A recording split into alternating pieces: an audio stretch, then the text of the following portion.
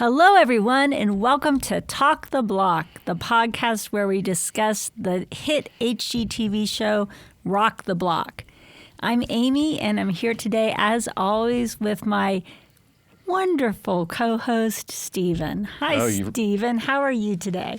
Oh, I'm good. Looks like you really had to try to come up with some adjective for me today. You didn't really feel like that was heartfelt. No, I think you're wonderful. And I think at the end of the day, most of these houses turned out pretty wonderful too. But I guess we'll talk about what was wonderful and what was less wonderful. Or we just skip ahead and just say, hey, thanks for listening. No. We wouldn't want to do that. We really want to talk about this final episode of Final Redemption. Season 5, Episode 7. As Stephen said, Final Redemption. And so in this episode, they really didn't do much remodeling. It was really much more about the judging and the unveiling of their houses to each other and really getting to see top to bottom what each team ended up doing with their place. Yeah, for the most part. I want to point out that we did have a change of clothing today. Ooh, who changed clothing? The judge.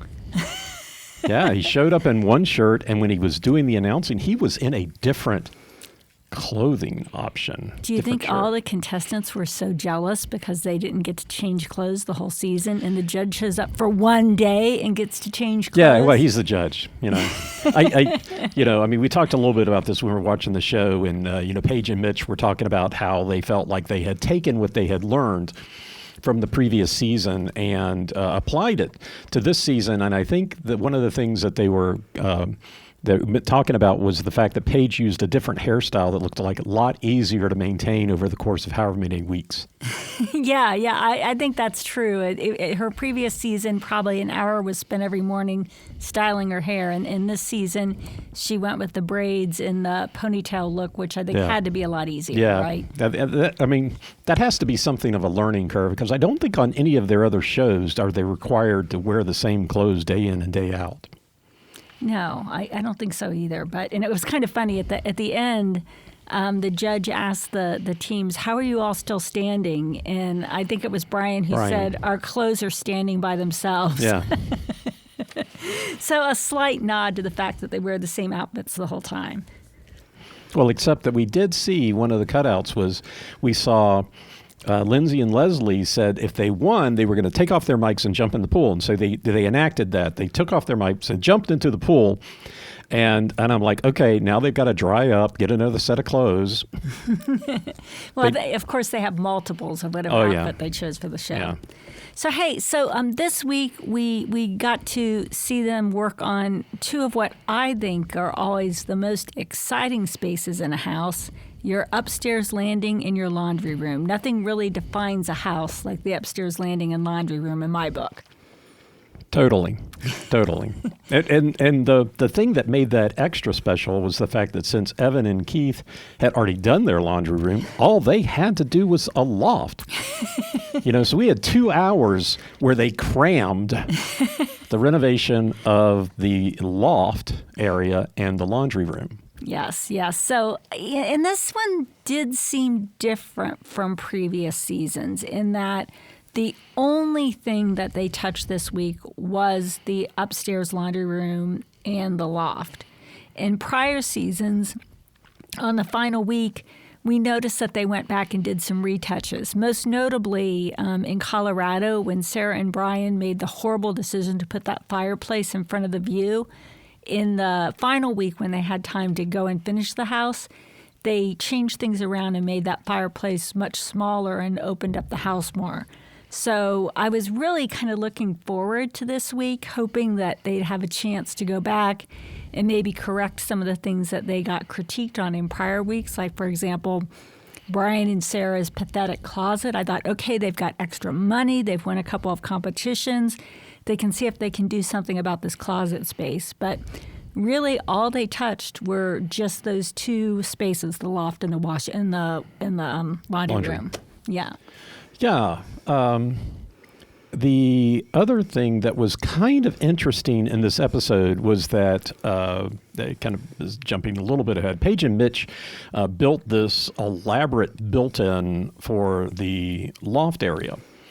Well, they put it together. I'm guessing it looked like in the garage or in the studio, someplace where because it was big, so they had to lay it down, put it together, and then they had a crane come in and put it on the second floor. Well, you notice with the crane, this is week 7. They're supposed to be doing the loft. Well, the crane comes in where the pool should be and lifts it up. Now, so the pool was not there yet. So obviously, this part of the loft they completed weeks ago before at least bringing it up to that floor. Probably, I mean, it was so big, you probably had to sit it against the wall, and who knows what all they did. But interesting that this work occurred prior to this week. It wasn't this week, and it was obvious for that reason. Now, we did notice that the outside shower was there, so it kind of does limit when, if the timeline of all of this work is along the lines of how they show it in the show. It kind of tells you when they had to have brought that up. But it was just kind of interesting to see that they're bringing this up, and it's like, wait a minute, they couldn't be doing that now. Yeah, I mean, they certainly play with time on this show quite a bit. In fact, when they started the show and each team went up to their loft and laundry room and discussed what they were going to do, that was clearly done at the very beginning before they'd done any work on the house because the stairs were completely unfinished. Yeah. Nothing was finished at all. So, yeah, I think it would be interesting to see what the real timeline is in terms of how they're managing this work. And next week, I guess there's going to be a behind-the-scenes show. Right. So maybe we'll learn more, or maybe they don't want to tell us this, and it's all will remain TV magic. I don't know. Yeah, it is really kind of I hate using this term, but I've heard it so much. I do kind of an inside baseball term. Just the idea that things that go on behind the scenes that people don't really know, right? And how they manage the show. I mean, they obviously fit it into a particular timeline. They're able to divide it up into all these different episodes. Keep doors closed so you can't see what's going on. In fact, they never touch the second bedroom. I call it second, maybe it's the third, but on the second floor, there's 2 bedrooms in the front of the house. They never touch that at all in the show. And that door is always closed, so who knows what they're doing in there. But it's really kind of interesting to see how they put the show together and how they're able to get all this stuff done. And obviously they are organizing this ahead of time because they can't buy all the materials and they can't do everything, at once. I think it also, noticing that they're doing these just walkthroughs of what they plan to do with the areas. Now that we know that they do these, like at the beginning of the show, it's like maybe the first couple days they're walking through and doing all this. Because I've wondered in the past how, if they're looking and they're talking about this today and they've got just a couple days to do it, how the design can change so much over a couple days. But it makes more sense if they're talking about it at the beginning of the show and then like a couple of weeks later they decide to change their minds. Yeah, I think they talk through the design of the whole house at the beginning and then they maybe execute the spaces during the week that the challenge takes place. Right. But Stephen, just leave it to you to sneak in a baseball reference. I know you love baseball and you can't help but insert it somehow into every podcast we do. That's right. Okay, so hey, let's start by talking about what each team did this week in terms of their loft and laundry room, and then we'll get into the final judging. Sound good to you, Stephen? Well, I tell you what, I like your idea. Let's take a quick break. Okay. Great. Now we can get into the designs for Now this let's week. get into it. Yes. I've noticed we have to take a little more breaks than we thought. I guess I talk too much, I think. No, we both talk too much. So you talk. I talk too much. You talk just the right amount, Stephen. That's not what your sister said. Anyway, let's talk about the lofts in the laundry room, and we'll start with Paige and Mitch. So they hearkened back to their house in Colorado, where Paige got rave reviews for her library shelves and her library ladder in the living room. So she felt like she needed a reading space in this house. And she also felt like since they already had a desk downstairs, there was no need to add a second desk to the house. Why would you need two desks, right?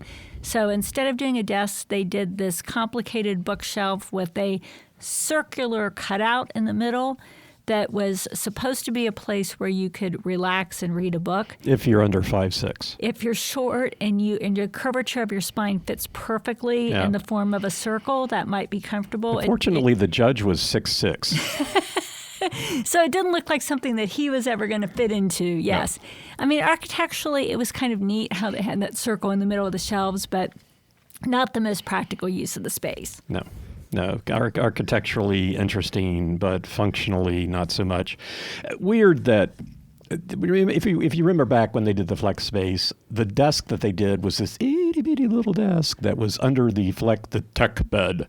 And really, calling that an office, I mean, I guess it can be an office, but you can't have a lot of stuff there because if you're going to use the bed, you've got to be able to clear the space, right? So you can't really have... You know me, I like my control center desks. I've got this L-shaped desk. I got 3 monitors.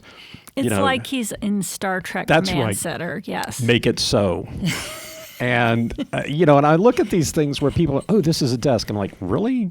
Really? I can't even put a book on that thing. How is that a desk? So I don't really call that an office. In fact, they're going, we already have an office. Well, I guess Brian, from that standpoint, Brian and Sarah could say, well, since we've got a faucet with hot water, who needs a hot tub? Yeah, okay. Well, they do seem to stretch credibility a little bit on this show now and again. And one place where we really found ourselves befuddled was on the stone wall that Mitch and Paige put up. Yeah. As you were climbing the stairs, you would see this stone wall. And originally they went with some faux stone, which it turns out they didn't really like and thought would cheapen the house. So they found some coral stone, which I thought actually was pretty. And they were going to use that instead. Now, they claimed that they were able to fund this upgrade in the stone because of the money they saved in the laundry room. But doing some quick math, they originally budgeted $3,000. Oh, quick math. Oh, good thing you've been studying your math because this math is hard. Well, they said originally that they were budgeting $3,000 for the laundry room, but then later it said they spent $4,250 just on the shelving for the laundry room. Just on the shelving. Not the washer and dryer. Right. Yet they claimed that they funded the stone wall off the savings from the laundry room. So it didn't really add up. The only thing I can think of is maybe they listed the loft and laundry budgets differently. So maybe the laundry budget was originally $6,000 and the loft budget was originally $3,000, and so maybe they managed to get under $6,000 for the laundry room. But in any case, the math, as stated on the show, did not make sense. Yeah, they started off the week with $9,000 left, and they said $6,000 for the loft, $3,000 for the laundry. Maybe it should have been the other way. If it's the other way, that makes sense because they really didn't spend that much on the loft. Mm-hmm. I really don't see that they spent that much there. But maybe it was just a mistypo here. I guess pointing things out, the teams all said they started with a certain amount of money, and we've been tracking that. Most of the teams expected to have $10K coming in this week, except the twins that were going to have $5, and Brian and Sarah were going to be slightly different because they'd won all the money. But it looks like all the teams spent more on not last week because last week was free, the week before that. So instead of $10K, they had $9, and the other teams were similar. So I just thought that was kind of interesting.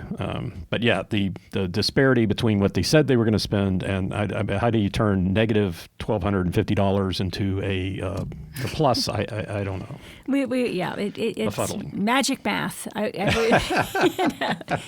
So anyway, I thought what Paige and Mitch did was fine. It was a nice looking landing. It was a serviceable laundry room. I didn't see anything particularly value added in what they did in their space. No, and their laundry room was smaller than everybody else's, and I didn't look back at my notes, but obviously they had to have taken some space from that area, so it was smaller, but it was a laundry room.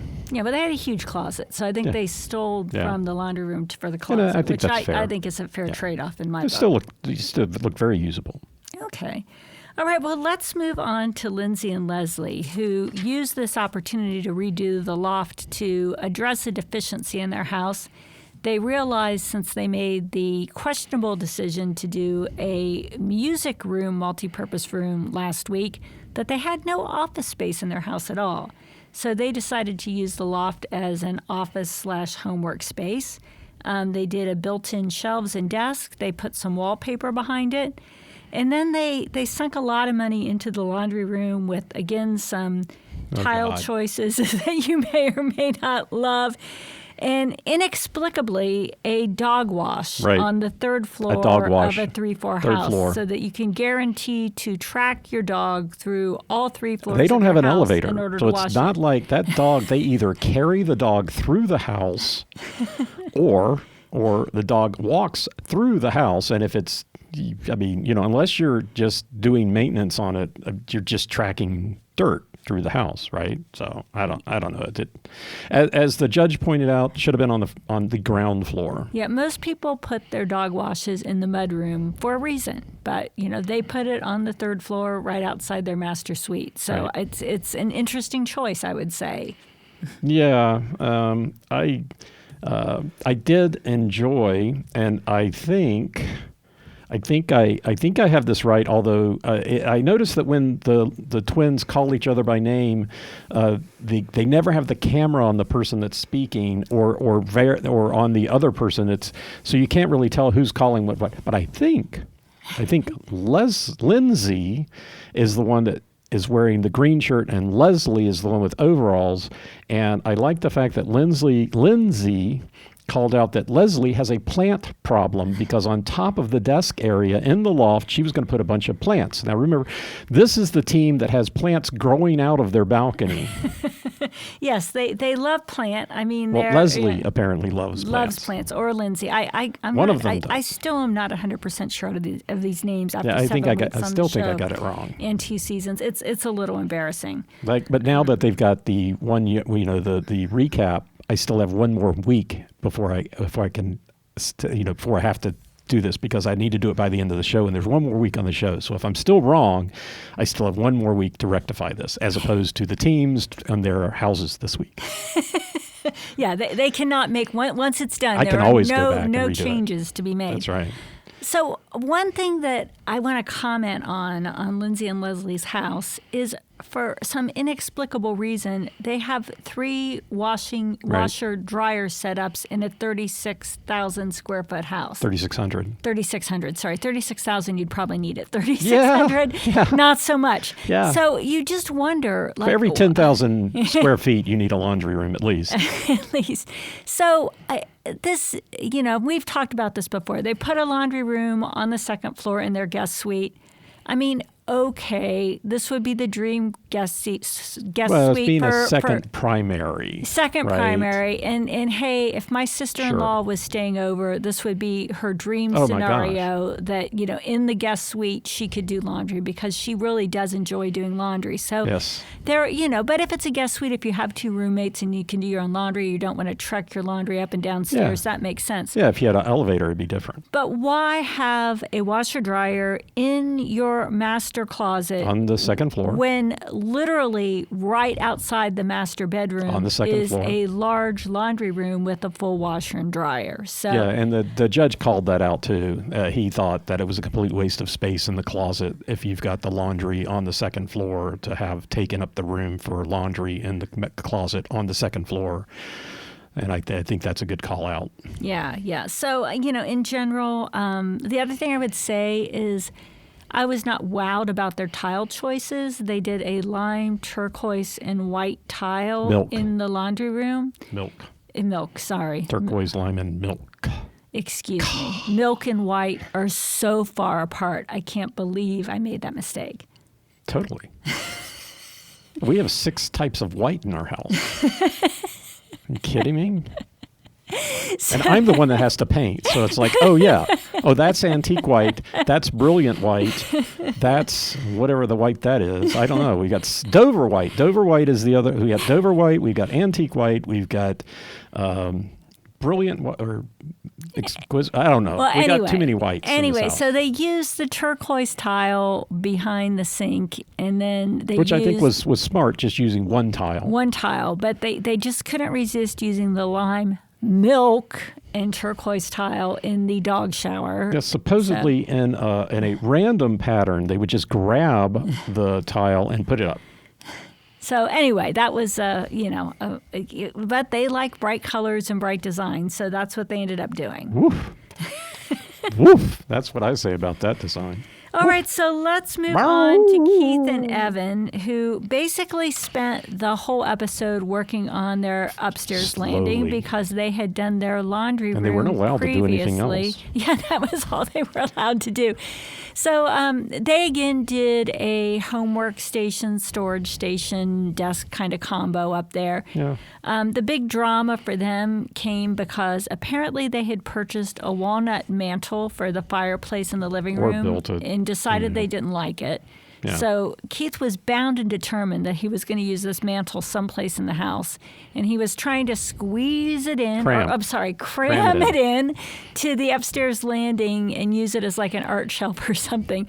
And the dialogue between them here was really funny. You don't normally hear much out of Evan, but Evan was pushing back in a very subtle Evan way. He's like, you really have to ask yourself, is this necessary? Is this adding value rather than just using up something that we happen to have? Right. So he wasn't telling Keith Well, and he said that, the Yeah. shelving was white oak and it didn't match. Yeah. So he was, and this is like strong reprobation from Evan because like usually he just goes along with whatever idea Keith happens to have. On TV. On TV. At the end of the day, they did not use the mantle in the landing, so Evan's wiser thoughts probably prevailed shoved it into there. the second room that nobody gets to see. Yeah, no, I think Evan may have subtly put it into one of the fire pits outside or something like that, but it ended up not being used. Yep. So that's what they ended up doing, and then we had. And just a quick comment. The judge thought that that it was nice, but it just didn't match the rest of what they had done. So Yeah, I think he actually said he liked Lindsay and Leslie's desk combo better than what. And I think that's a fair comment. It did look nice, but it didn't really match the aesthetic of everything else that they had done. I think that was kind of they could have put something in there that I think would have been more along the lines of everything else they had done, and I think that would have been better. Yeah. So finally we get to Brian and Sarah, right? And so they decided to do a fireplace. They put a fireplace in the laundry room. Is that what they did?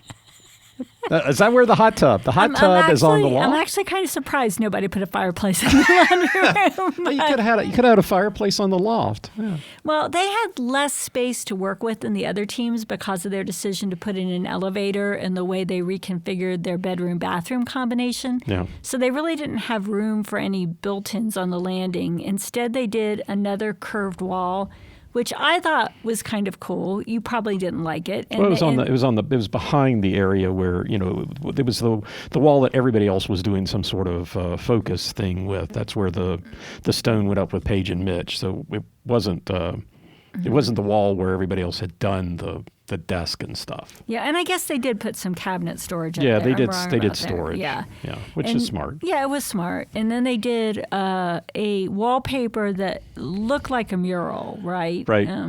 And this is similar. Like we've toured the Andrew Jackson house here in Nashville a number of times. Right. Yep. And his house has a number of these wallpaper murals. I guess they were popular even in the 19th century. Right. And I thought it kind of looked cool. It looked different. But again, it's a matter of taste, right? If you walked in the house and you don't like that mural or you don't like murals on the wall, that could be a turnoff. So, personally, I liked it, but some buyers might not. Yeah, I think that one of the things, there's things that you can do that when you first come upon them, I would liken this to the powder room on the first floor.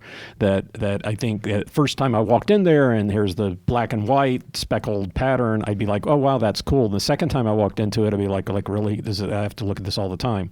I think maybe this mural would be very similar to that because I think it looked very neat. But if I'm walking by it every day, it's like, after a while, it just becomes nothing after a while. But it could also start to annoy you.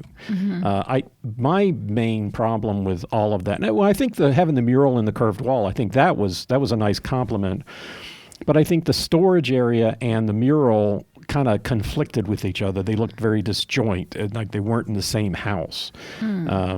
Interestingly enough, I think that the storage might have been the same color that Keith and Evan had been using through their house, and maybe they got their storage areas mixed up, because like that color would have looked great in Keith and Evan's house. I mean, it really would have matched, and maybe the white pine would have looked better with that mural. But I don't know. To me, it just didn't look. It looked like, hey, we've got a wall. Let's throw up a mural. Hey, we need storage. Let's throw up storage, and then. It didn't matter if they look. I just didn't think it looked like it went together. Okay, I didn't pick up on that, but yeah. My problem was in the laundry room. Okay, the laundry room was smaller than the other laundry rooms, again, because of decisions they made with elevators, etc. And what they did, they put in quite a bit of storage and cabinetry in a small space. They put in a sink, but they actually built cabinets within the cabinetry. There were shelves where the washer and dryer went. Right. So the washer and dryer were raised above the floor, which I think is great. And the 6'6" judge thought it was good too. And having having a washer and dryer that barely come to my waist, I have to sit on the floor all the time to move stuff between one. I can appreciate them being raised. What I didn't like was that they were put into this cabinet, and so to me. At some point in time, you're going to have to do maintenance on them. Something's going to happen.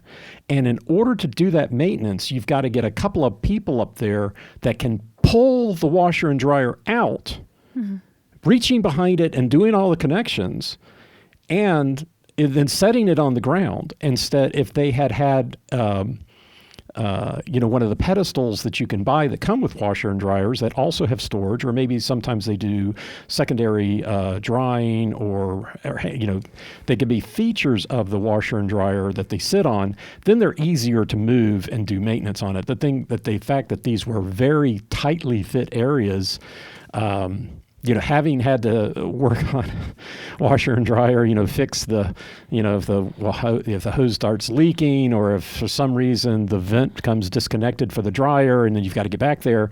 I can't do that myself. I got to get my buddies over. We're going to have to take the thing out. This is, instead of it taking, 30 seconds, a couple of minutes, this is a couple of hour job just to do the simplest of things because of where they did it. And so for me, I don't care for that. Yeah, and I mean a couple other problems with building cabinetries to fit your washer dryer. If at some point in time you want a larger washer and dryer, too bad. If at some point in time you'd like to have a top load washer and dryer, too bad. Yep. If the washer should leak, it's not just going to it's going to destroy your cabinets and maybe whatever in those cabinets as well as the floor. Water loves to leak. So I'm not sure that this was. It was from a design aesthetic. Okay, it looked cool, but from a practical aesthetic, maybe not as much. I think looking at the overall view of the different teams, the Brian and Sarah's VBRO all over it. I mean, it's a rental. It is not something that somebody's going to live in for themselves. Okay. And then the final decision, the completely inexplicable decision that Sarah and Brian made is in the previous 2 weeks, they had won $11,000 in prices. And apparently blocked that out. There was no way to spend $11,000 in their tiny landing and tiny laundry room. So they ended up spending $11,000 on a personal watercraft vehicle, which adds 0 to the appraisal, as they even acknowledged. They just thought it was cool. And I get that for some reason they were not allowed to go back and change previous spaces, because I would have loved to see them spend that $11,000 to do something better with their closet in the in the main bedroom. Yeah. But even if they couldn't do anything in any of the prior rooms, maybe they could have bought a generator or something. We've seen that in previous seasons that actually would add value to the appraisal. But a watercraft vehicle adds nothing to the property, and I just don't understand why they went this direction. Yeah, and we revisited this when we started watching the show, that the final judgment was on appraised value only. In the first week they said it's on appraised, aesthetic, and quality of life, 3 different types of judging. But the final judging is only on appraised value. So, as far as I know, they didn't even mention it to the judge that they had this $11,000 personal watercraft. The thing that was interesting, they big show where all the, here's the scene where all the teams have to come out and interact together. They've got limited time to do anything yet. Keith and Evan are out in their pool, hanging out. The twins are laying on the loft in their luxurious, dock area with all of that yoga equipment. And here comes driving up, or whatever, in their personal watercraft. Here comes Brian and Sarah. These teams have no time to do anything, but here they're all lounging around, and they come up. And if Brian and Sarah had wanted to get off that personal watercraft and get on the dock, somebody would have to pull them up because there's no ladder. I don't know how you're supposed to do anything. Somebody's going to have this personal watercraft. Yeah, good luck getting to it. Yeah. So you could dive in the water and get on it, but how do you get back on your dock? So I thought, it was interesting. I don't think it even, and they even admit, it was just something that somebody would include if they wanted to buy the place. It wasn't part of appraised value, but.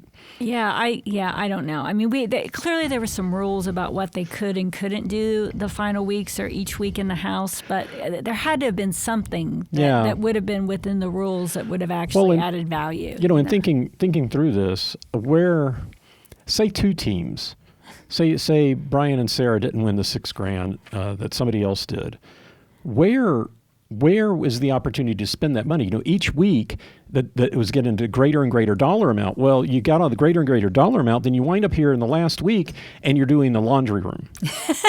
I know laundry can be really expensive.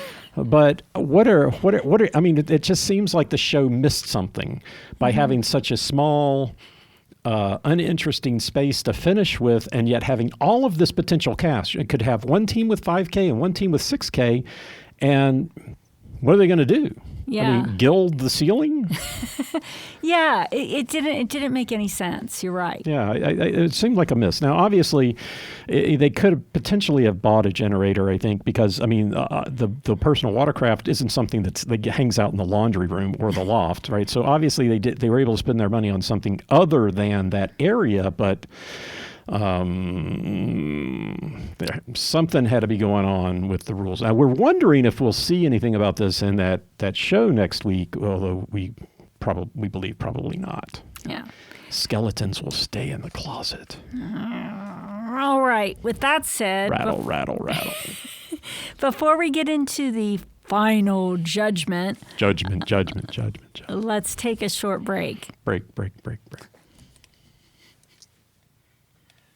Okay, we're back, and it's time for the final judging. Who won? Of all Are we going to just skip forward and say who won? No? We're going to walk? No, we're going to go through the judging, gosh. Stephen. We're going to do it the right way. Normally we give it away like in the first 3 seconds. I know. I'm so proud of us. We've made it a half an hour into this podcast that we haven't said who the winner is. Aren't we so good? Hey, we're getting more professional every week. I don't know about that. Okay, so the judge for this year or this season was Jonathan Scott of Property Brothers. I guess and he's Celebrity got a new show. IOU. That's Property Brothers was his first show. So like said, It's property IOU, but we did see he and his brother have a new show coming out. That was the ad, and I forget the name of it. It looks kind of interesting, but backed by the bros. I think Jonathan Scott will forever be known as a property brother, right? As opposed to a property brother-in-law. That was that would have been great. We got one uncle that he does architecture design. We've got a father-in-law that likes to do woodworking, and another uncle that was pretty much a handyman, roofing, gutters, whatever. And we thought, well, if we just get those three together, that would be quite the show. It would have been a hit, but sadly, it will never happen now. So, nope. Yeah. Oh well, moving on. Anyway, as Stephen previously stated, they did a sort of bait and shift on us. Yeah, with Jonathan changed clothes. Well, that isn't what I was going to talk about. Throughout the whole season, each space was judged on aesthetics, appraised value, and quality of life, right? Yep. But in the final judging, it was all about the appraisal. All about the appraisal, So, aesthetics, quality of life wasn't feeding into it at all. It was just pure hard numbers and appraised value. Supposedly, which I think fully explains who the winner is, who I'm not going to say yet, but it was a surprise. I think there was a trade-off that wasn't fully taken in consideration, but here, what are we doing? We're foreshadowing. Ooh, we feel excitement out there because we haven't given it away yet. We've been talking for 3 minutes about how we haven't given it away yet. Don't give it away, Stephen. We're going to make it to the end. Yes. Okay, we're going to start with Paige and Mitchell. And I think when Jonathan... House number one, Paige and Mitchell. So when Jonathan and Ty came into their house, they really loved what they did with the kitchen. They loved the curve on the one end of the island. Oh, yeah. They loved that indoor-outdoor counter. In fact, I think he said this is the single best feature he's seen in any of the kitchens. And we agreed with that on week one. Totally. We both thought that was a great feature. Yeah, love it. Liked the pantry, liked the kitchen lift. So all of that was... grocery lift, sorry. All of that was a big wow, right? Yep. He also liked the location of the dining room and the wine wall, although he didn't value the wine wall to the same extent that he liked Lindsay and Leslie's temperature-controlled wine room. He even said wine is decoration. Yeah, which I was so happy to hear him say that. Yeah. Wasn't that our big theme? Yeah, exactly. Wine is not decoration. One of our pet peeves, wine is decoration, yes. So, in terms of their bedroom on that second floor, he felt that the tech would wow buyers. Right. I think, Stephen, you probably disagree with that. You weren't as enamored with that tech, and it was expensive. So if you take it out, it's kind of a waste, right? Yeah, I you just can't use. If the they showed, and I'm not sure this was there before, but on the wall were some resistance bands, and then there was some other weight equipment to make it look like that was a room where you could do a little bit of workout, stretching, whatever, which I think works out really well if you've got this monstrous bed that's coming down from the ceiling, but because it's very small things that you're moving in and out, and it'll wow people. I just think that room as an office doesn't work. Yeah. Yeah. Now, when we get to the bedroom, he really did like that they turned the bed to face the window. For some reason, everyone thought this was the most brilliant decision when it's really just furniture arrangement. Yeah, but that's, they... Yeah. I mean, we redid our house back in Washington. We put a wall of windows in, which was beautiful. It had this beautiful view. You could see all of the Pacific Northwest from our windows. Just absolutely gorgeous. But you know what? I appreciated that view 24/7, not just when I was laying in bed. Even though our bed did not face there, it still didn't matter. It didn't really take anything away from it. No, it did not take anything away from it. The fact that the wall was open and you had the great view. Now that That I agree is great, but just because the bed faces that direction. Now, you can say that that's just pointing furniture, but remember, you can't move the bed in that room because it's on a loft. Yeah, and no one said anything positive or negative about that platform. Yeah, that did not come up. Yeah. Yeah, that was kind of interesting. Week after week, we hear the teams will all reemphasize, like soundproofing or agree that whatever the term is that one team uses, they will say the same term. Got to hand it for the judge. He wasn't in on that scheme. No. I know. We like this judge. He's no farmhouse guy. That's for sure. The other thing that he liked was the outdoor shower that they had outside of the bedroom. Which he could not use. Which, he would have been I would have too loved to tall see him try to walk actually use in, it. Yeah. Because I bet the shower, and I've been in, I'm only 6'2", and I've been in hotels where the shower head is eye level, and goodness gracious, trying to wash your hair. And I think it'd be the same thing for him going in there. Now, granted, how many people are 6'6", but hey, there are 6'6" people out there. Mm-hmm. Yeah. And they live in Amsterdam, by the way. And I think, or at least the airport. And I think his reaction to the surprise bedroom challenge where they did the social media room was pretty much the same as the other judges. He was like, I don't get it, and confusing. I don't think it really adds value. Yeah. So anyway, that was a swing and a miss, to go back to the baseball theme. Yeah, and I don't think that was necessarily fair, because he does comment, skipping a little bit ahead to Brian and Sarah, he says, this doesn't have to be how they've arranged it. Brian and Sarah's like, oh yeah, you can do whatever you want in here. Same for Paige and Mitch. You can do whatever you want in there. I mean, they don't. It's not like the stands are screwed into the ground. So I think, you can say it's confusing. Everybody said it was confusing, but I don't think it's a fair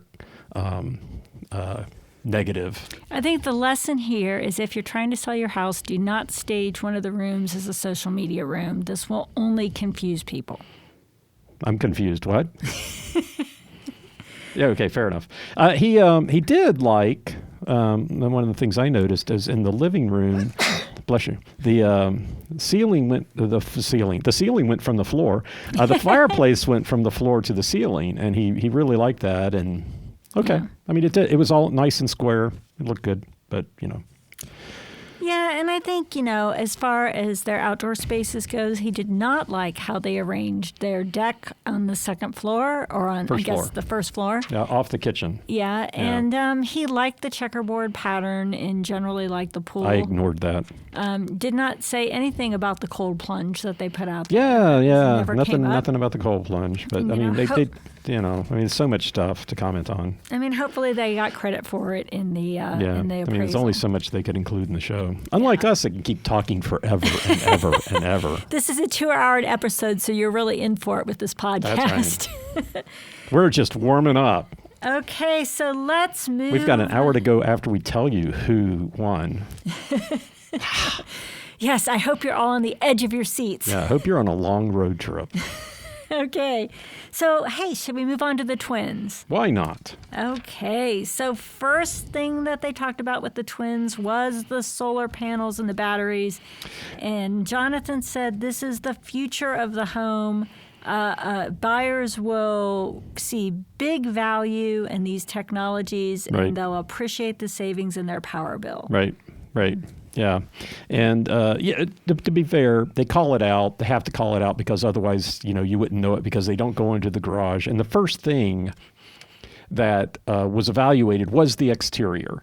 And we haven't really commented on it because he didn't really comment on it. He just kind of said, oh, yeah, they all look good. Mm-hmm. I mean, what else are you going to say? Oh, I like that plant.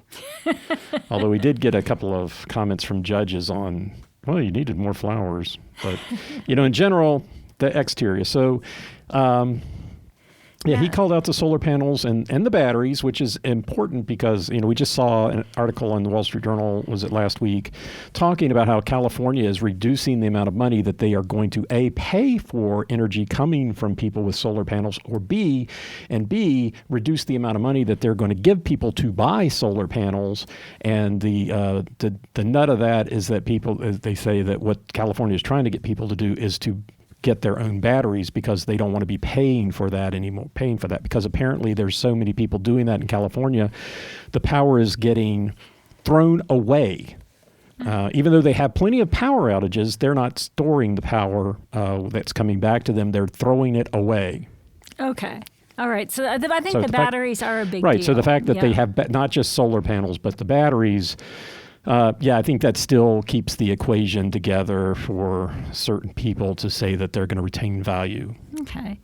All right, so moving inside their house, Jonathan really liked the climate-controlled wine room, unlike the judge who did the kitchen evaluation and said it would add nothing to the appraisal. He thought it was a big-ticket item. Yeah, I think, well... We've made our opinions known about this, right? Yeah, I mean, I guess if you want to redo the storage capability in there, you can change the storage capability in there. Again, the way they did it was a very low cost, but wine as decoration. But it is climate controlled, so. Now, I don't really understand it, but he did seem to really love that pink bathroom. And the cutout. He made a comment when he first walked into there that, let me find my notes. He said, blah, blah, blah, blah, blah, blah. Oh, yeah. He liked the fireplace, wine room. Bold colors in the kitchen raises the value. So one of his things, and maybe he's right. I don't know. We just sit here and we're in front not of microphones real estate and talk. agents. We're not contractors. Right. We're not associated with HGTV. Right. We just think we know what we're talking about. Yeah, but we love Clopay. Clopay. Okay. But so he said bold colors, raises values, and those are bold colors. Yeah, so he liked the pink bathroom. They also got top marks for really including a true junior suite on the main floor with a walk-in closet, full bathroom, everything else. Love that. Right. And then I think he was really positive on their main suite. He loved the fact that there was a sauna and a cold plunge, and they had sort of the whole wellness vibe going on in that area. Yeah, he seemed to like having the cold plunge on the balcony there. Mm-hmm. The one thing I called out when we were watching the show that I hadn't noticed before is that there's no door going into the closet or the bathroom from the bedroom. And that's a miss for me. I mean, it's somewhat easily rectifiable because the doors are arched. Mm-hmm. So, but I mean, how many times? So there's a doorway, but not an actual door. There's a doorway, but not a door. Yeah. Yeah, and I think the bathroom and the closet should have a door on it. I think it's handy. Yeah, some people don't, but I think it's good. Like we have a closet we have a door on our walk-in closet in our main suite. Yep. And it's nice because if one of us gets up early before the other one, we can go into that closet, we can turn the light on, and we can get dressed and get what we need without waking up the other person. Whereas if there were not a door there, you really couldn't turn on the light. You'd wake up your partner. Yeah. So. Yeah. Okay, all right. So, again, I think I really like this judge because he called out the same thing we were thinking. Why would you put a dog wash on the third floor? Yeah. And why do you need 3 laundry machines in this house? Yep. And the slats in the the multipurpose room he called them slats as wood detailing. He did not say soundproofing. Yeah. Yes, this was a big pet peeve from last week when they did a music room and everyone was saying it was soundproofing and it was not soundproofing. He called it decorative slats, right? Mm-hmm. So which is what it is. So we're kind of loving this judge at this point, Okay, anything else that comes? The other thing on their outdoor area, he pretty much had the same feedback that the judge had who judged the outdoor space was why are the chairs on the sun deck facing the house and not facing the water? Yeah, pretty consistent there. Mm-hmm. Okay, all right, so... I guess, my comment, when we finally got to look at this was that the pool area, I think you had commented before you thought Brian and Sarah's pool area was busy, and I was looking at this thinking their pool area is busy. If I was in one side trying to walk to the other, it would be hard. You're either running through a plant or ducking around the fire pit. It didn't look like walking from the back to the front was very easy. Mm-hmm. Okay, so let's talk about Keith and Evan and what his reaction was there. And again, I'm really loving this judge because his reaction to Keith and Evan's house is very similar to what I've been thinking through this whole season. It's very beautiful. It's well executed. When you walk in, everything seems to fit and flow. Mm-hmm. But it doesn't really seem like a Florida waterfront house. The aesthetic is much more like, downtown Chicago or something like that. Yeah. And so or I Detroit. think, he's like not what you would expect in this area or in a modern home because that home looks modern from the outside. And this is more of a traditional, I don't know if traditional, but not really modern treatment that they've given the house. Yeah, well, they wanted it to look old. Mm-hmm. They wanted it to have an old look, not to look, old, but have that old look. But he also called out that it was very cozy, so I think he's familiar with these guys and the terminology. Yeah, and I mean, again, I don't want to rag on Keith and Evan because what they did was beautiful, very consistent. I think top to bottom, their design aesthetic was probably the most consistent of anyone's. Absolutely. Yeah. But it's a matter of taste, right? Mm-hmm. So if you want to move to Florida and you love that style of house, you're going to be just completely enamored of this house, right? And if you're looking for something where the interior matches the more modern exterior, probably not the one you'd choose. So that's why there's different houses in the world. There's something for everyone. Now, one thing that he called out is he really liked the ceiling. He liked the ceiling in Lindsay and Leslie's house because they matched the wood floor with the floor and on the ceiling. Yeah. But he felt that all of the beams and the work that Keith and Evan had done was more of a value add to their house and would be appraised higher than what Lindsay and Leslie did. Right. All the organic textures and art. He said he really understood the organic. Organic modern I'm feel glad, that I'm they glad, were going I'm glad for. he got it because I still don't know what organic modern means. Yeah, he didn't say anything about the big old statue in the dining room. No. But he really did like their island and the waterfall and the big island they had in the kitchen, which had. Yeah, he said the house was very calm. It was very calm. Yeah, so he liked that. He liked the fireplace, the fire pit there where it was at, which we've commented before that blocks the view if you're in the hot tub. But he liked where it was at. So okay, and again, I have to say I love this judge because one of his call-outs was he would not have a fireplace in the closet because he's all about function, which I think is almost the exact same words I said when I saw the fireplace. Yeah, he said the closet would have a wow factor. But that the fireplace takes away storage. Mm-hmm. Yeah. Now, he did like the door from the laundry room to the main closet, and we like that as well. It's cool. Yeah, except that my beef is that there's two doors. There's the pocket door, and then there's the secret door, and there's a little bit of wasted space, and I don't really understand why you need two doors to get in that area, but... Mm-hmm. Whatever. And unlike the fellow competitors, he liked that bath in the surprise room with all of that busy pebble tile that the others did not like. Yeah, he did. Yeah, actually, he didn't call the wall out like the other people did. He liked the room and the wallpaper, which we agreed with, but I didn't love the bathroom. But he seemed to like it. So, I guess I don't have completely the same aesthetic that he has. Yeah, and he called out the two ensuite bedrooms, that office could be a nursery, being the smaller one. Mm-hmm. So he totally recognized that it has value, and the fact that there were two bedrooms would raise its appraised value. Mm-hmm. But he really did like their backyard, the big outdoor kitchen. As you said, he liked the fire pit where it was. He thought the pool was nice. Now, maybe he liked the fire pit where it was because he's 6'6", and if he was sitting in the hot tub, well, that's true. It wouldn't impede his view. Yeah. Whereas if you were 5'2", you were sitting in the hot tub, all you'd see was fire pit. So that's true. That's a place where, one's height can influence one's judgment. It was kind of interesting. When he walked out onto the first floor balcony, he was looking for a grill, and he kind of sounded disappointed. So, oh, this is just a staging area. And then he's like, well, let's go downstairs and see if there's a grill. Hey, there's a grill. So not just a grill, a whole wall of outdoor kitchen. Yeah. So he may have thought there should have been a grill, didn't really address that. He just sounded disappointed. Yeah, and we talked about this during the outdoor week. Do you really need 2 grills? Do you need one on the second floor and the first? I don't. That's just 2 grills to clean. But that's me being function over form again. Yeah.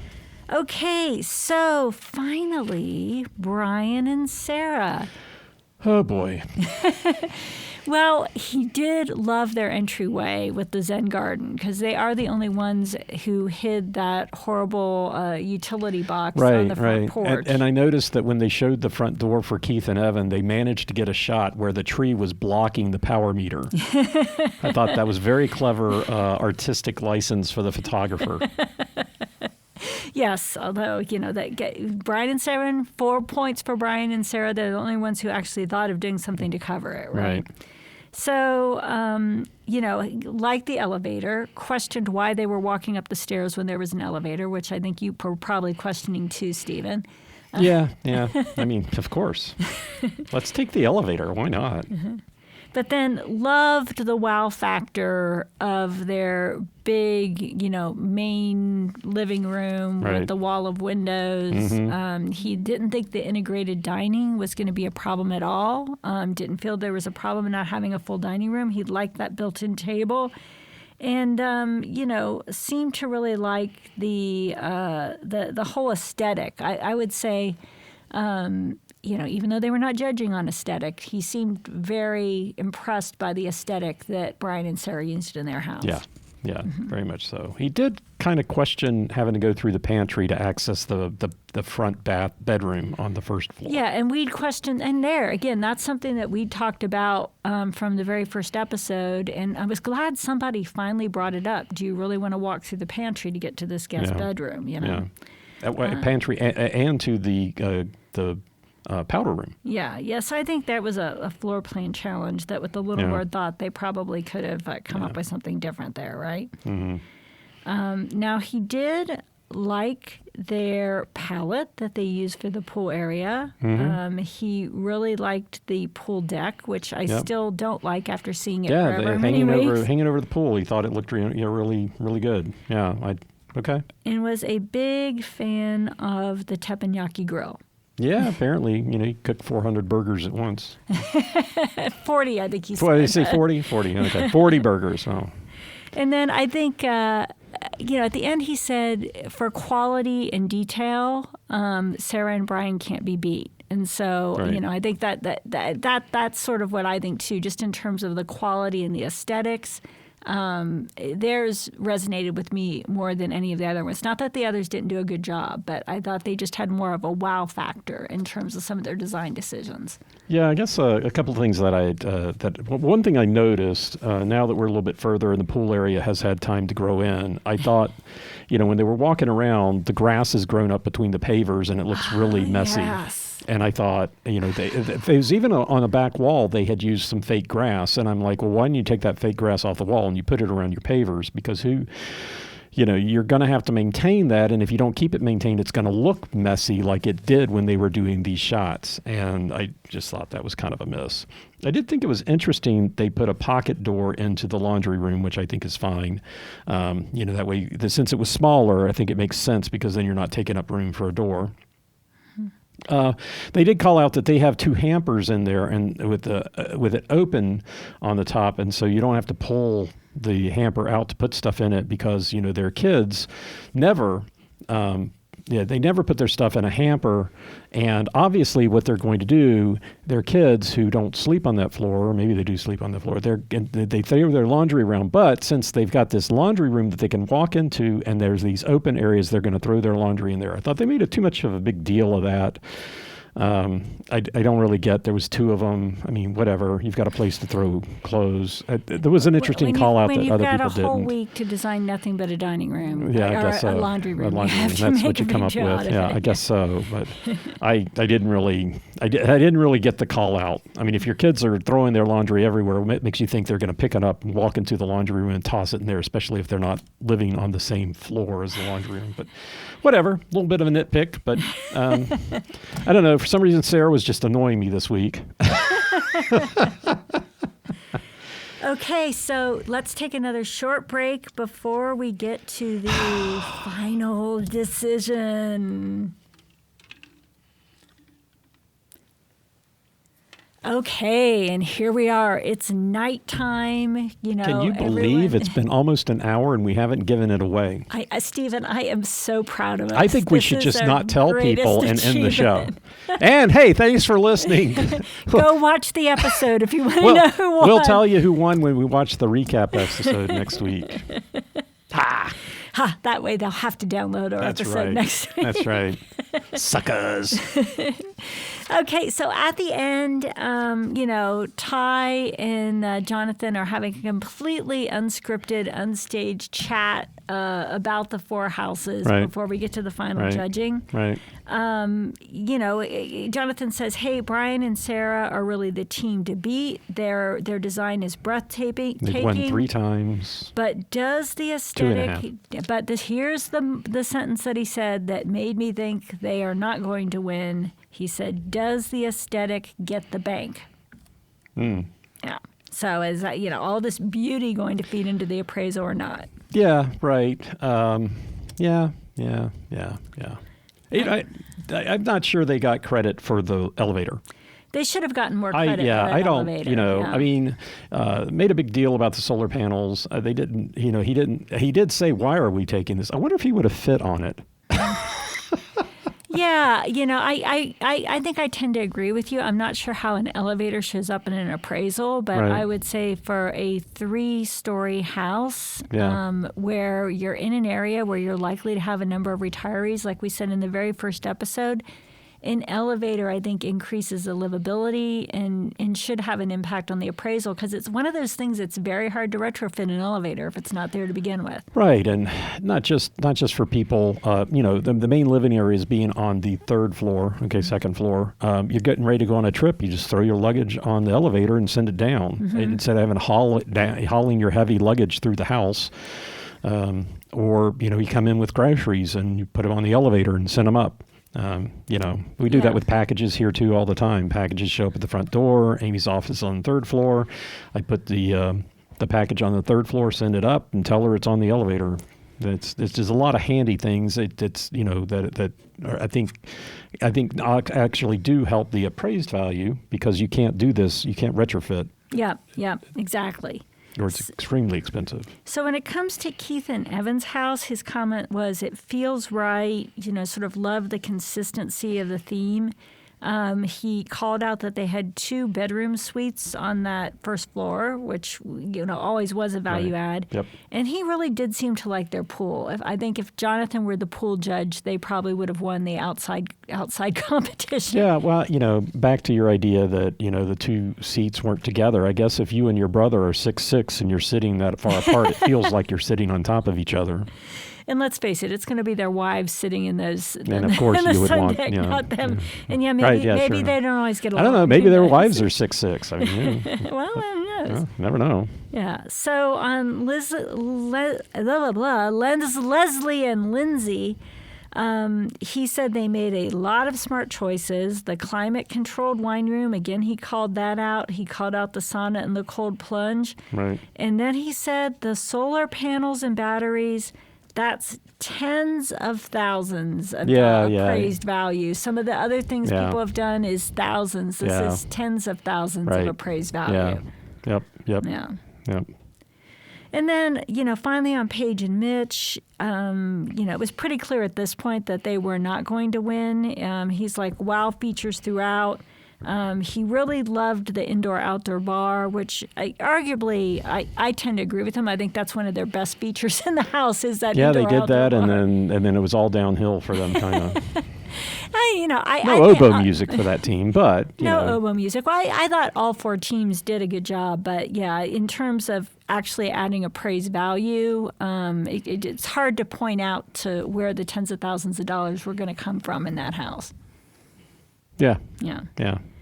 So now it's time to announce the winners. Whose name is going up on the street sign? Amy and Steven. Amy and Steven Lane. That would be nice, but I'm pretty sure there's no way we could win this competition. Well, if there was nobody else competing. We won the competition in this house for best bathroom remodel. I think we could do a good job, but it takes us a little bit longer than a week to make decisions. It took us 7 months to remodel a bathroom. That wasn't us. That was not us. Well, yeah, we tried to have all of our materials here before we even started. So anyway, the winner was... The houses starting at $1.7 million just because of where they were at. The teams got $250,000 to do the remodel with. That doesn't fully count the labor, $25,000 for the pool, and they all appraised for at least $2.28 million. The difference between first and second was $20,000 for a total appraised value of $2.3 million was... So let's say it together. 1, 2, 3. Leslie and Lindsay. Leslie, yeah. Lindsay and Leslie, or Leslie and Lindsay. I guess we didn't practice that. It's the twins. The twins. That would have been a lot easier. Yeah. And how do you feel about that? I was shocked. I on first watching, I couldn't believe they won. Not that they didn't do a good job, but that was certainly not my favorite house and not the house I would choose to live in. But on second watching, when I really caught on to everything is about the appraisal, that's what it boils down to, is hard numbers. I think they even said hard numbers at one point on this. Yeah. Clearly, those solar panels added a ton of value, and I think that was the differentiator. It had to be. I can't say that I would agree with that appraised value. Well, I mean, I'm not an appraiser. I think that they are the team that I think made the most missteps. Maybe they're small. I mean, you can always get rid of the dog wash on the third floor. The Golden Girls, the pink bathroom, the horrid green tile in the second bathroom. I think there's a lot of things that they made that a lot of big mistakes. How expensive they are to rectify, I don't know. Apparently, that doesn't count against the appraised value. But and things that didn't match our aesthetic. But aesthetic was not what these houses were judged on. Right. Yeah. Yeah. I mean, they had the best closet. It was hard to come up with the best bathroom. So maybe they did, because, when you don't like any of them, I guess one of them, you got to pick one. It's like when two teams play, one of them's got to win, regardless of how much they want the other team to win. So, I really kind of felt like, I didn't feel good about that. I think the only way it does is they must have gotten a higher appraised value for the solar panel and the batteries. And the batteries, yeah. And and I'm gonna.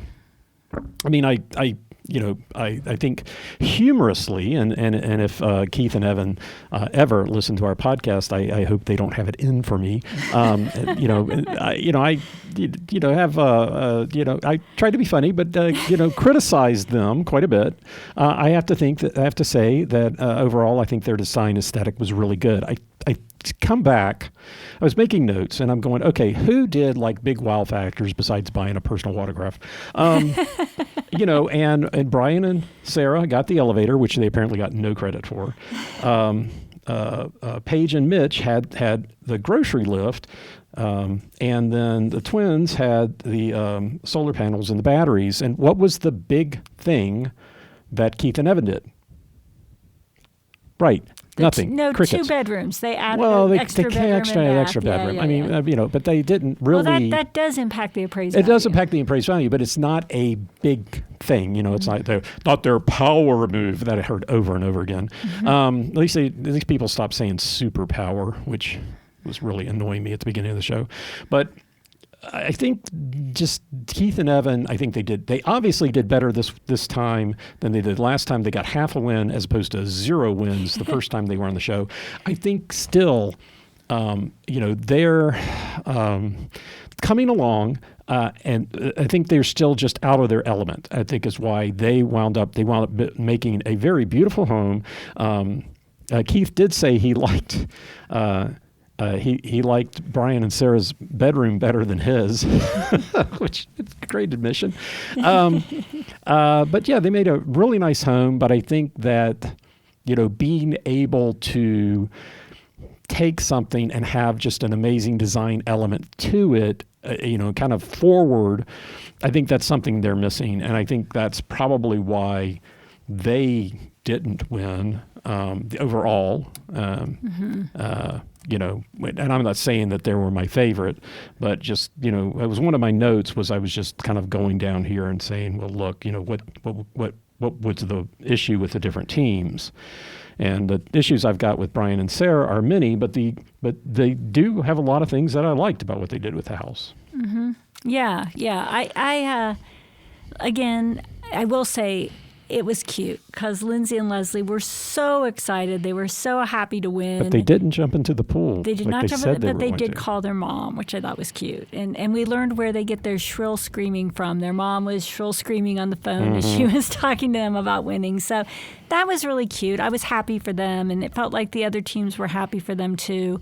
Except maybe Paige and Mitch seemed the most glum after the whole thing. And Mitch said something like, hey, I'm so proud of Paige, and you don't even know all the reasons I'm proud of her. So I don't know if Paige had some personal stuff going on during this competition or what was going on, but I kind of got a vibe that, maybe there was some stuff going on that made this season's competition especially difficult for them. Yeah. Ty called them out for being the first there and the last to leave all the time. So, I think they, if nothing else, I think they worked really hard and thought that they had put in a lot of effort and really expected to win.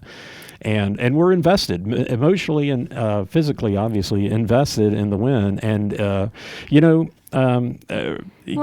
it's on TV, so, if they are just finding it out at that time, sometimes your emotion, you just can't hide your emotions. That's great for them. Woo-hoo-hoo, and they won 2 of the most important spaces, right? They won the kitchen and the main suite, which are arguably those are the places where the value really comes in the house. So Hey, so Stephen, before we wrap, who's your personal winner for this season of Rock the Block?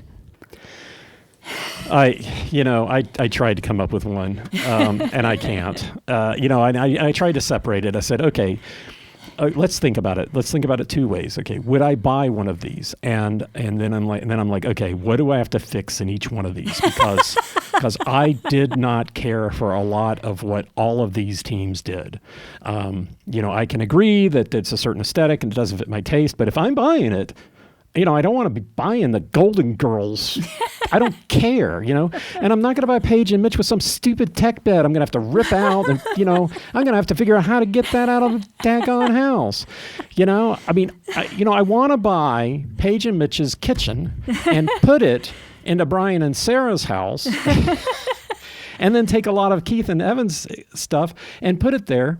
And then get the main closet from Lindsay and Leslie and put it there, so I get this, house, but, so then I said, well, I wouldn't buy any of these because it's too many issues. If I had to buy one, I'd be really, I don't know, maybe I'd just suck it up and buy Keith and Evans because I think, I have the less issues, things that I could fix, right?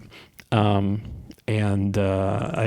then from an overall standpoint, who do I think had the most value? And, and I want to say Brian and Sarah, but I keep coming back to that stupid master closet. And how do you fix that? I don't know how you fix that unless, you take that second bedroom that nobody ever got to see and you make that a closet. But then you're walking so far, you're walking through that miraculous loft area to get to your closet. Now, granted, Amy's sister has a closet that size, but most people don't. But anyway, I don't... I don't know. I'm conflicted. I'm kind of disappointed that way. I would have loved to have ended the show and say, gosh, they didn't win, but I really like that house. But I have to say, there's so many things that these teams did. It's like, I think, for me, I would buy Brian and Sarah's house just because we're really two things: the elevator and just the wow factor of that main floor and the whole balcony, the whole area. It was just so beautiful. I loved it. Great. Their living room. And I really love the bedroom, their main bedroom. I think what I might have done, I'm just thinking out loud here, is you could potentially take that laundry room on the what floor is it? The second floor, and make that a closet and put a laundry room on the first floor, like at the back of the garage, since you have an elevator. The ground floor? Yeah, on the ground floor. So since you have an elevator, having a ground floor washer and dryer isn't that big of a deal. That's kind of what we have. We have a washer and dryer on the ground floor. It's not a big deal because you can throw the clothes into the elevator and take them up and down. So I might have done that to address the closet space problem if I was buying that house. But you're absolutely right, Stephen. Although I thought each team did a great job, each house had certain elements that I thought were the best of the best. But there wasn't one house where there wouldn't have to be compromises made for what we would need to live in. Yeah. And this may be why when we moved to Seattle, we looked at literally 100 houses before we chose the one to buy. Not an exaggeration. We looked at 20 houses one day. The real estate agents we worked with earned their money. Yeah, that's for sure. That is for sure. But not that we required them to do it. The first thing they did was they took us around the neighborhoods just to show neighborhoods, and they showed us a bunch of houses and wanted to explain why we should not buy them, which was great. Because they explained a lot of different things about, water features and busy roads and hardy siding, which was a big problem up in the Northwest. And, but so they showed us a bunch of houses that they said they would not allow us to buy. Mm-hmm. So that's part of the reason why it's 100. The other thing was that we were fairly newly married and we had very different aesthetics. I was looking at very stark houses that were on waterfront that I thought looked really cool and very modern. And Amy would look at that and go, I ain't even walking in that place. So we had to come together on the aesthetics that we both liked. We learned a lot about each other. Yeah, and we're still married, so I guess it worked out. So anyway, thank you so much for sticking with us through this podcast. Big congratulations to Leslie and Lindsay for being the winners of season 7. Yep. And I guess... Or 5. Season 5. Did you give away 2 seasons from now? Oh, my... Amy... Keep it. Keep a lid on that stuff. It's been a long season. So congratulations to Leslie and Lindsay, the twins, for being the winners of season 5. And I guess we'll be back here next week to talk about Behind the Block. Yeah, I think so. If it's not worth talking about, we won't be. But it'll be a very short podcast. Don't bother watching it. But we're hoping to get some of our questions answered in the Behind the Block. So thanks again, and we'll talk to you soon.